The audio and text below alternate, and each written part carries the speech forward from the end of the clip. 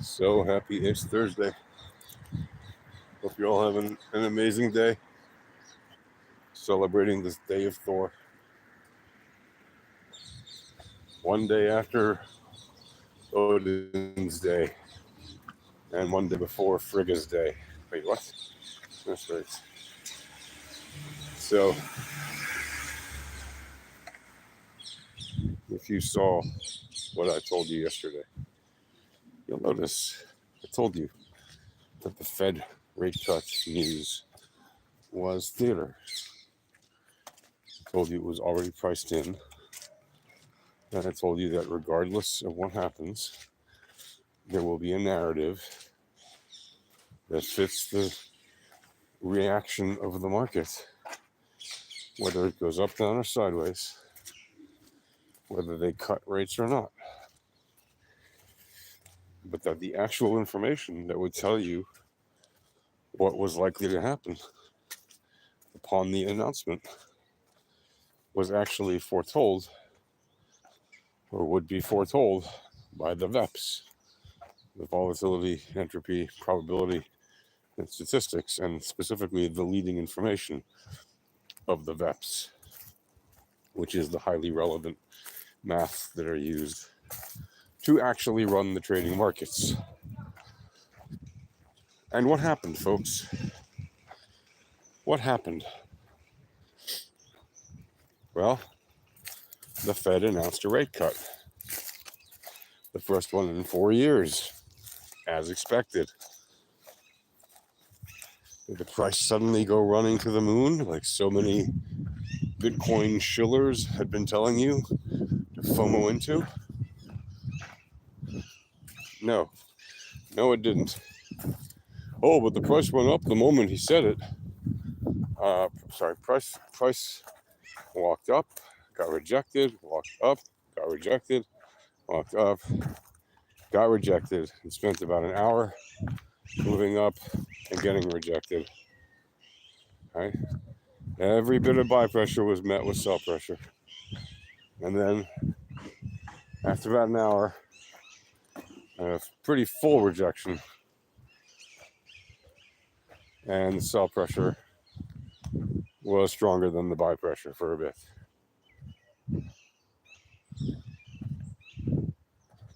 In other words, there was not an immediate reaction to the upside. And there was also not a significant reaction to the downside. Okay? The market just did what it did. Why? Because all that stuff was theater. All the possible reactions to it were already priced in, whether or not the Fed had announced that it was going to cut interest rates or not. This was literally not news to anyone watching the market. Like anyone. Everyone knew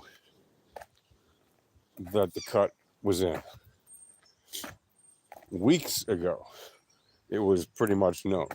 Almost a month ago, right? Back in August, it was discussed. So, what makes anyone surprised or react? I've seen people are already reacting, posting, what does this mean videos about the Fed rate cut, trying to explain the significance of the Fed rate cut. There's no significance to it. The markets weren't kept alive because of a Fed rate cut. The markets would have continued rolling along as they were yesterday before the announcement, today after the announcement, had there been no cut. Now you can say, well, it would have hurt long-term, blah, blah, blah. Maybe. But maybe not. I find the fact that there was a rate cut to be quaint. There's really no significant impact that's going to be felt because of a half a point cut in a market like this. Will some people take advantage of it? Yes. People who trade certain things in certain quantities and in certain ways will definitely take advantage of it. Yay. Does that mean the vast, overwhelming majority of people in the general population will feel any noticeable change in their day-to-day reality within the next month or two because of this cut? No. If there's another cut or two by the end of the year, so that the grand total they cut is, maybe 1%, maybe 2%. No.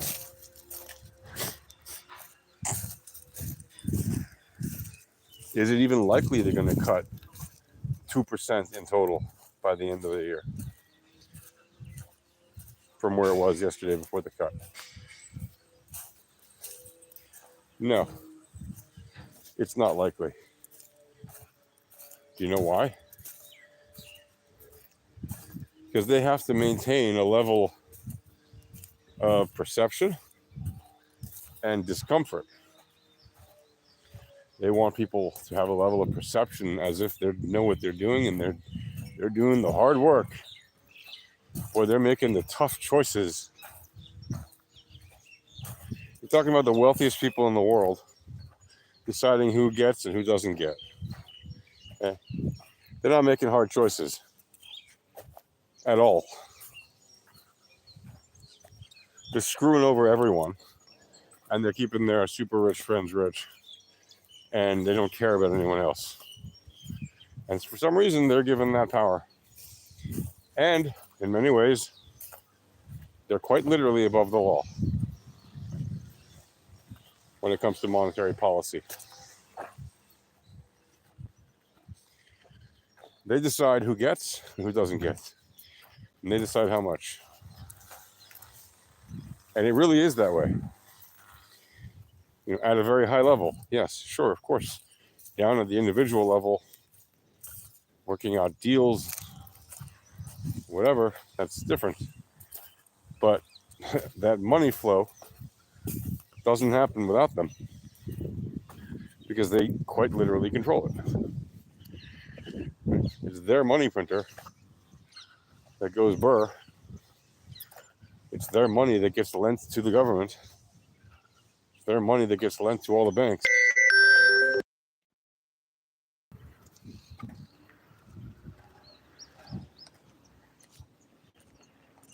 Oh boy. Distractions. So yeah, the Fed has the money that goes burr. And as a result, they basically control,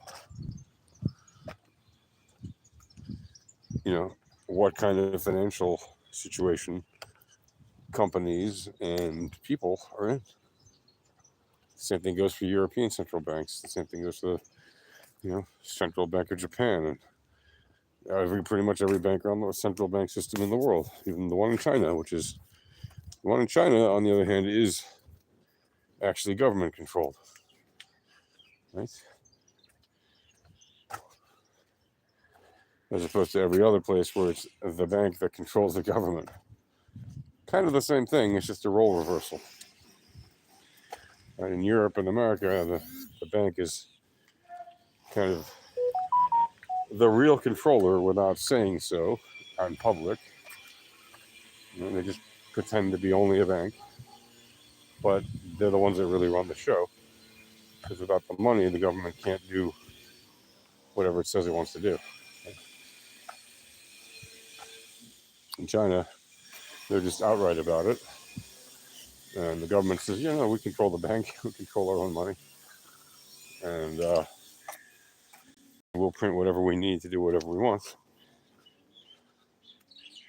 even if that leads to a major weakening of their economy.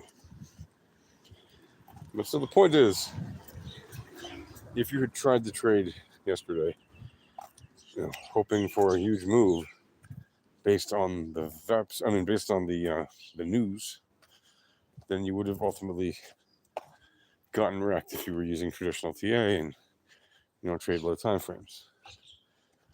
Or at least you would have ended up, at the very best, you would have ended up flat, right? Maybe with a modest gain, but pretty much flat. If you'd been trading the low time frame VEPS, you would have been in that move long before it actually happened, that move to the upside, and you would have been out when it topped out because that's what it told you to do. And you could have taken that roller coaster up and down and up and down and up and down several times over the course of an hour and multiplied those gains a significant amount. So that's all I have to say about that. If you want to join us for the next live stream where we talk about these things in alpha trading, just go to the alpha trading Discord at alphatradinghq.com/Discord. See you there.